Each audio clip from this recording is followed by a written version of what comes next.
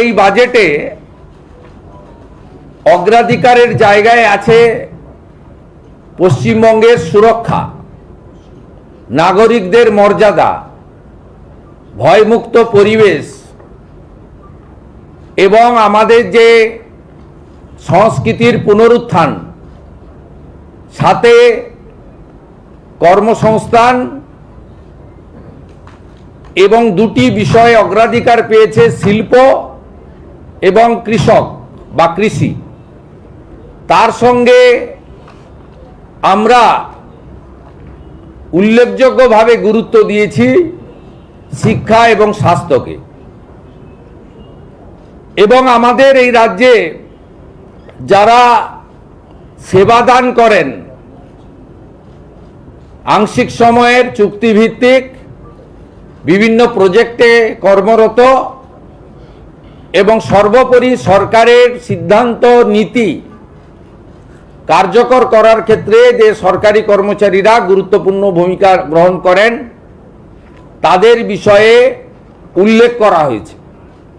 রাজ্যে ব্যাপক বিনিয়োগ এবং আইন শৃঙ্খলাকে সুদৃঢ় করা, তোলাবাজি, কাটমানি, সিন্ডিকেট, চাঁদাবাজি বন্ধ করা, সিঙ্গেল উইন্ডো সিস্টেমের মধ্য দিয়ে শিল্প এবং ব্যবসার উপযোগী পরিবেশ তৈরি করা এবং সড়ক, সেতু, রেলপথ, বিমানবন্দর এবং সমুদ্র বন্দর তৈরির মধ্য দিয়ে যোগাযোগ, অর্থাৎ মানব সম্পদের যোগাযোগ এবং পণ্যের যোগাযোগ, কাঁচামালের সরবরাহ লাইন, একে গুরুত্ব দেওয়া হয়েছে। আপনারা যদি দেখেন তাহলে এই বাজেটে এমন কোনো অংশবর্গ নেই যেটা বাদ গেছে। ঠিক বাজেট বক্তৃতা মাননীয় অর্থমন্ত্রী শেষ করার পরে কার্যত এখানে বিরোধীদের বলার কিছু আছে বলে মনে হয় না। একজন প্রবীণ বিধায়ক,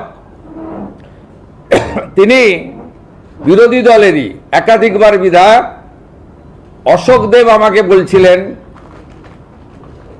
যে বলার কোনো সুযোগ নেই, কিন্তু আইনজীবীদের জন্য কিছু থাকলে ভালো হতো। তিনি প্রফেশনাল আইনজীবী।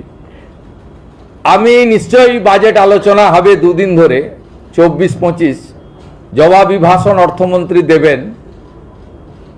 সেক্ষেত্রে আইনজীবীদের কথাও তিনি বিবেচনা করতে পারেন তার দপ্তরের সঙ্গে আলোচনা করে।